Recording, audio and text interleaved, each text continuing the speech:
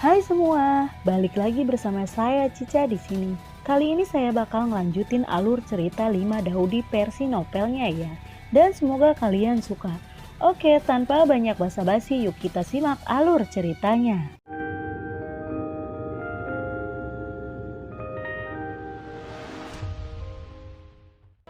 Di cerita sebelumnya, dengan gerakan tangan kanan Xiaoyan, pohon Bodhi kuno tiba-tiba berubah menjadi pedang dewa dan iblis. Melesat ke depan, Xiaoyan bergumam pada pedang itu. Pedang dewa dan iblis, bukankah kamu dapat menghukum para dewa dan menghancurkan iblis? Maka hari ini biarkan aku melihat kekuatan sebenarnya dari pedang dewa dan iblis. Seolah-olah pedang dewa dan iblis telah memahami kata-kata Xiaoyan. Sejumlah besar kekuatan para dewa dan iblis mengalir ke tubuh Xiaoyan dari pedang para dewa dan iblis. Pada saat ini, Xiaoyan seperti dewa kuno, dikelilingi oleh cahaya keemasan. Aura yang mendominasi dunia meledak, dan dia adalah hari. Dia adalah tanah. Dia adalah dewa kuno. Di dunia batin Xiaoyan ada kegelapan, dan hanya Xiaoyan dan pedang dewa dan iblis yang memancarkan cahaya keemasan yang menyilaukan. Xiaoyan seperti dewa kuno yang menguasai tubuhnya, mendominasi dunia, momentum meledak dari tubuhnya. Di langit, kalajengking ekor 9 dan piton menelan langit 9 warna sudah berhenti bertarung. Merasakan kekuatan mengerikan dari pedang dewa dan iblis, keduanya terkejut. Dengan raungan ke langit, Xiaoyan dan pedang para dewa dan iblis bergabung menjadi satu, bergegas ke langit, dan bergegas menuju kalajengking ekor 9. Dengan pedang dewa dan iblis di tangannya, Xiaoyan langsung menebaskannya ke arah kalajengking ekor 9.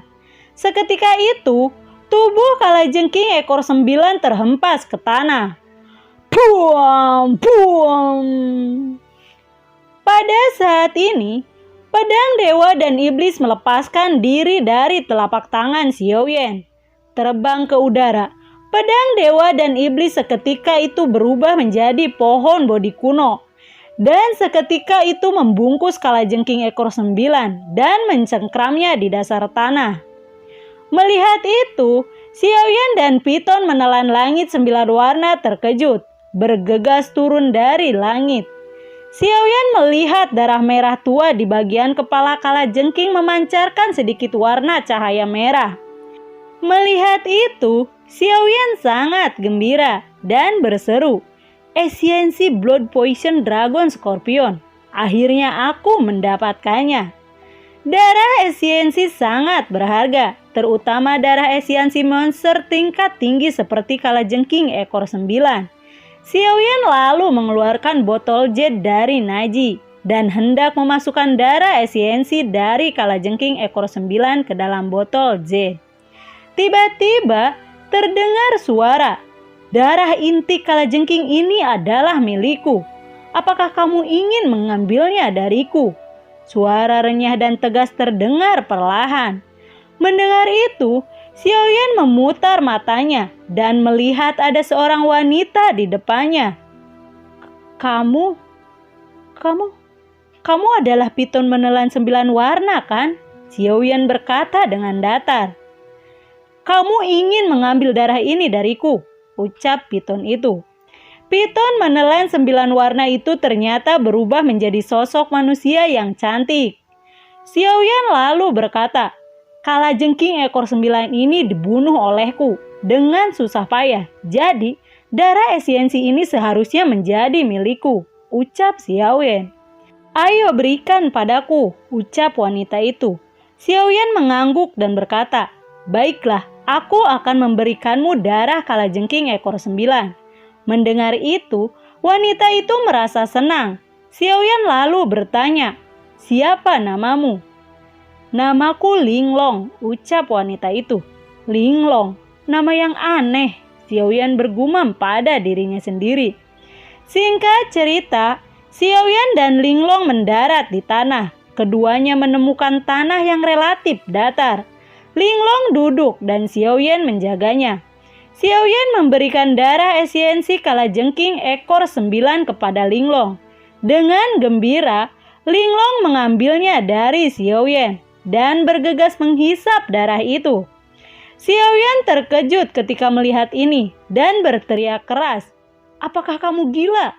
Dia tahu betapa menakutkannya energi yang terkandung dalam darah esensi binatang tingkat tinggi itu. Setelah menghisap darah itu, wajah Linglong berubah dan erangan lembut keluar dari mulutnya. Sementara itu Xiaoyan duduk di belakangnya. Duduk bersila di belakang Linglong, Xiaoyan membuat gerakan dengan kedua tangan. Seketika itu, api hijau merah muncul dari tangannya dan tangannya perlahan menyentuh punggung Linglong. Di bawah kendali yang tepat dari kekuatan jiwa besar Xiaoyan, api hijau merah perlahan bergabung ke tubuh Linglong. Waktu berlalu. Dengan bantuan Xiaoyan, Linglong akhirnya bisa memurnikan darah esensi kalajengking ekor 9. Linglong perlahan berdiri, merasakan banyak kekuatan di tubuhnya, dan senyum dingin muncul di sudut mulutnya. Kemudian dia melihat Xiaoyan dengan penuh rasa terima kasih. Dia tiba-tiba terbang dan melesat ke tepi tanah, dan dia berubah menjadi pegunungan piton besar dan mendarat di tanah. Singkat cerita, Xiaoyan menemukan Xiaoya yang tidak sadarkan diri di tanah, dan dia sudah tidak sadarkan diri sejak awal pertempuran. Untungnya, dia tidak terluka dalam pertempuran sebelumnya. Xiaoyan segera memeluknya, membuka dunia batin dan terbang keluar dari dunia batin. Meletakkan Xiaoya dengan lembut di tanah dan Xiaoyan membangunkannya. Xiaoya bangun perlahan, kepalanya masih sedikit bingung. Setelah beberapa saat, pikirannya menjadi sedikit lebih jernih. Xiaoya tersenyum dan berkata, "Kenapa aku tertidur?" "Mungkin kamu terlalu lelah," jawab Xiaoyan. "Aku baru saja bermimpi. Aku bermimpi bahwa aku telah memasuki dunia batinmu. Ada pohon tua besar di dunia batinmu." Xiaoya mencoba mengingat situasi dunia batin itu. Xiaoyan lalu berkata, "Mari kita lanjutkan perjalanan kita dan bertemu dengan guru Tielin sesegera mungkin." "Baiklah," Xiaoya mengangguk. Lalu berdiri dan berjalan ke hutan tak berujung bersama Xiaoyan. Waktu perlahan berlalu. Entah berapa lama mereka berjalan. Dan akhirnya mereka menemukan sebuah gunung dan sebuah lembah muncul di hadapan mereka. Di lembah ada keheningan yang mematikan dan napas bahaya yang kuat yang berasal dari lembah. Xiaoya lalu berkata, "Xiaoyan, apakah kita ingin masuk? Lembah ini terlihat mengerikan, sangat menakutkan." "Ya, aku akan pergi ke lembah dan melihatnya. Kamu tunggu di sini," ucap Xiaoyan. "Baiklah, kamu harus hati-hati. Aku akan menunggumu di sini," ucap Xiaoya. Xiaoyan bergegas memasuki lembah. Setelah beberapa saat berjalan di dalam lembah, Xiaoyan melihat sebuah platform yang luas. Platform itu terdiri dari tumpukan tulang. Di sana berdiri sebuah kuil besar seperti kuil suci, dan terdapat aula besar di dalamnya. Tepat ketika Xiaoyan dikejutkan oleh pemandangan di depannya, cahaya keemasan tiba-tiba melintas di pilar aula, dan beberapa karakter cahaya keemasan yang terlihat jelas muncul di aula. Xiaoyan melihat dengan sesama, dan melihat 3 karakter emas besar tepat di atas gerbang aula. Dia melihat 3 karakter besar, kuil perang. Dan di pilar besar itu terdapat beberapa kalimat yang berbunyi, "Langit dan bumi satu-satunya dewa perang." Langit dan bumi satu-satunya dewa perang, sungguh kalimat yang sombong. Xiaoyan lalu membaca kalimat itu, "Langit dan bumi, aku adalah satu-satunya dewa perang." Lalu Xiaoyan bergumam pada dirinya sendiri, "Aku tidak tahu dari mana dewa perang ini berasal. Ini benar-benar nada yang besar." Rasa penasaran Xiaoyan muncul. Dia akan tetap memasuki kuil Dewa Perang untuk melihat misteri apa yang ada di dalamnya. Xiaoyan segera melangkah ke depan. Dia melihat tangga yang terbuat dari tulang, melihat prasasti batu besar yang terukir beberapa karakter emas, lalu melihat sebuah kalimat lagi. Satu keterampilan ilahi adalah selamanya. Xiaoyan sedikit setuju dengan kalimat ini. Dia sepertinya mengerti mengapa ada tangga yang terbuat dari tulang di bawah kuil. Bukankah ini hanya sebagai tanggapan atas pepatah bahwa satu keterampilan ilahi membuat 10.000 tulang layu? Xiaoyan mengumpulkan keberaniannya dan melangkah ke lantai pertama tangga tulang putih. Meskipun ini adalah kuil, tetapi terasa begitu aneh dan menakutkan. Aura kuat berbahaya terus-menerus datang dari kuil Dewa Perang. Selangkah demi selangkah Xiaoyan terus menaiki tangga tulang itu. Ketika Xiaoyan mencapai tangga ke-999, tangga tulang putih akhirnya berakhir. Ketika Xiaoyan menginjak tangga tulang yang terakhir dan datang ke platform batu yang luas, dia terkejut. Di tengah-tengah platform batu yang luas, ada sebuah kuil kuno. Ukiran dan karakter di kuil semuanya mengungkapkan napas perubahan kuno. Di depan kuil terdapat sebuah alun-alun besar. Di sana terdapat banyak patung batu yang tak terhitung jumlahnya, menunjukkan postur membungkuk. Sosok batu ini adalah pria dan wanita, tua dan muda, semuanya diukir dengan jelas. Xiaoyan lalu membuka pintu kuil. Patung batu yang berlutut ini membentang dari tepi alun-alun ke bagian dalam kuil. Di tengah kuil terdapat singgasana emas, tetapi tidak ada seorang pun di atasnya. Xiaoyan bergumam pada dirinya sendiri. Aneh, benar-benar aneh. Beberapa pertanyaan muncul dalam pikirannya. Siapa yang membangun kuil ini? Hanya ada satu kemungkinan bagi seseorang yang dapat menyelesaikan ini. Itu adalah Dewa Perang. Dan itu sangat mungkin. Tapi, apakah Dewa Perang benar-benar ada?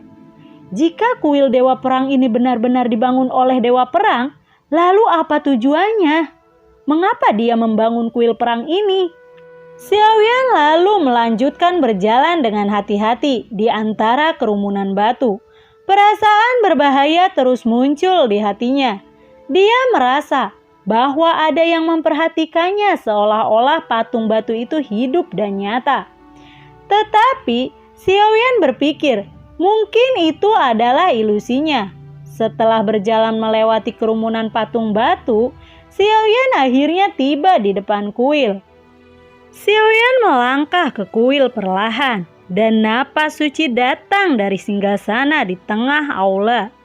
Seolah-olah ada dewa yang duduk di singgasana itu, yang membuat orang memiliki keinginan untuk menyembah. Sebuah suara tiba-tiba muncul.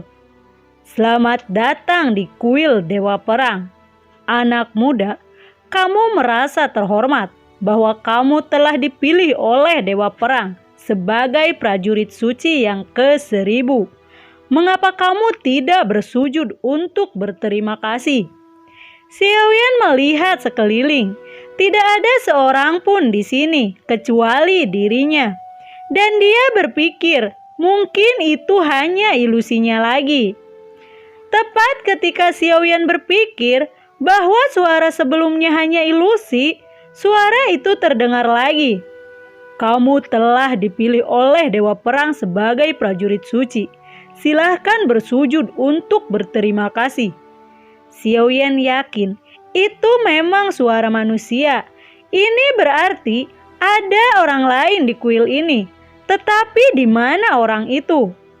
Melihat sekeliling, tidak ada orang di kuil kecuali patung batu yang berlutut di tanah. Xiaoyan lalu berkata, apakah kamu sangat ingin aku memujamu?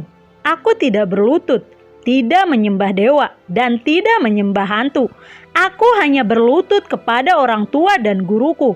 Oleh karena itu, aku tidak akan menyembahmu, ucap dari Xiaoyan. Berani sekali, mereka yang menghujatku pasti akan menjadi budakku. Karena kamu tidak ingin menjadi pejuang suciku, maka kamu hanya bisa menjadi budakku.